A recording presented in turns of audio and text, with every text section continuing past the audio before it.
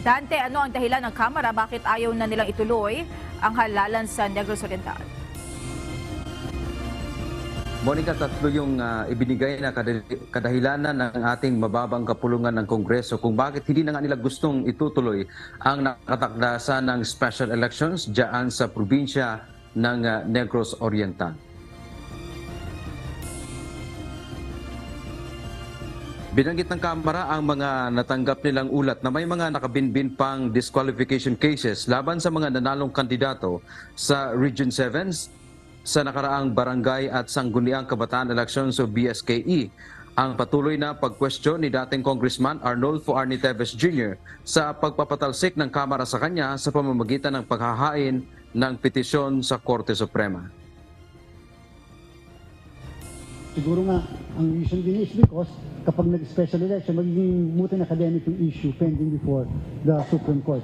But as far as the Comelec is concerned, we cannot question the wisdom of the House of Representatives. It is purely a political question which only the House of Representatives can answer. Binanggit din, Monica, ng Kamara ang pagsasagawa umano ng halalan dyan sa ilalim ng kasalukuyang sitwasyon ay makakaapekto o may negatibong epekto sa peace and order situation sa distrito at mga kalapit na lugar. Hindi sinabi kung ano yung negative impact sa kanila nang galing naman ito. And therefore, alam nyo kasi, when it comes to the, kaya tayo may mga district representatives, so that yung pulse ng distrito ay maiko-convey sa national level. Pasado alauna kaninang hapon ay natanggap ng Commission on Elections o Comelec and Bank ang resolusyon ng House of Representatives hinggil sa kanilang hiling na hindi na ituloy ang special elections sa ikatlong distrito ng Negros Oriental. Agad na ni-refer ng Comelec sa kanilang Law Department ang issue. Ayon kay Comelec Chairman George Erwin Garcia, inaprubahan nila yung rekomendasyon ng kanilang Law Department na kansilahin ang nakatakdasan ng halalan sa December 9, 2023 sa ikatlong distrito ng Negros Oriental at itigil ang lahat ng mga ginagawa nilang paghahanda o preparasyon para dito.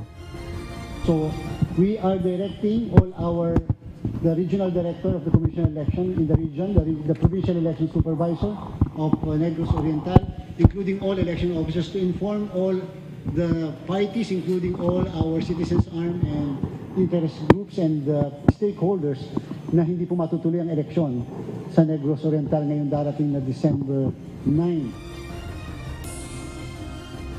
Paliwanag ni Garcia, kinikilala nila yung kapangyarihan ng Kongreso na mag-utos sa pagsasagawa ng halalan.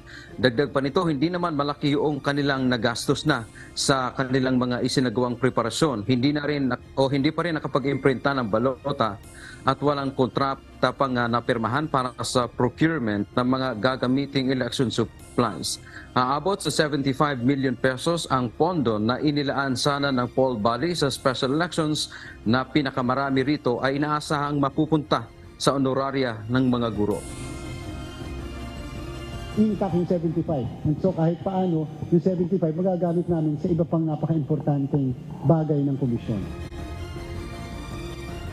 Sa ngayon, Monica, ay nananatiling si House Speaker Martin Romualdez ang caretaker sa 3rd District ng Negros Oriental. Pero ang paliwanag nga ng Kamara ay dahil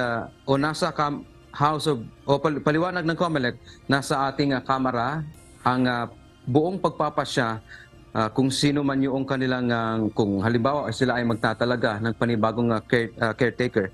Samantala nga dahil kansilado na, Monica, yung special election sa Negros Oriental, ang nabanggit naman ng pamunuan ng ating House of Representatives ay si House Speaker Martin Romualdez pa rin ang magiging caretaker. So lahat ng mga proyekto at mga kinakailangan ng kanilang mga constituent ay siya yung pangunahing magsisilbi para sa lahat ng mga residente ng ikatlong distrito ng Negros Oriental. At ipakinggan ang bahagi ng pahayag ni ni Secretary General ng House of Representatives na si Reginald Velasco. Kung ano yung trabaho ng congressman, yun din yun, no? That means yung mga projects, yung mga kailangan ng mga constituents. A caretaker has to agree as to be dedicated to the service of the constituents. Monica, ayon pa nga kay Chairman Garcia, bukas ay nakatakda nilang iimpormahan yung lahat ng mga nakapaghain na ng mga kandidato sana sa ikatlong distrito ng Negros Oriental. Sa pagkakaalam natin, 3 yung nakapaghain na ng kanilang certificates of candidacy. Isa yung dating Navy Colonel na tumakbo na ring kongresista nakatunggali ni Congressman Teves noong 2022 national election, subalit nga natalo. At isa rin sa kanina, nabalitaan din natin, Monica, na nakapaghain na ng kanyang kandidatura itong kapatid mismo ng pinatalsik na congressman na si Pride Henry Teves.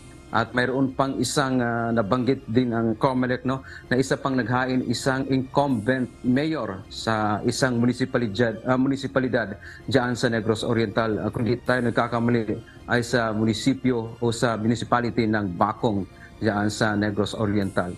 Ang sinasabi naman dito ng COMELEC, dahil nga sa ngayon ay postpone o kanselado na ang nakatakdang eleksyon sana dyan sa Negros Oriental, ay medyo mayroong advantage nga sa kanila dahil yung 75 million pesos na nakalaan para dyan ay kanilang magagamit sa mas mahalaga pang bagay. Ang sinabi naman dito ni Chairman Garcia, Monica, dahil nga nasa Kongreso natin yung buong kapangyarihan na mag-utos o kaya para kansilahin ang isang halalan kung halimbawa magpapatawag man sila ng isang special elections pa sa hinaharap, ay handa naman dyan ang COMELEC.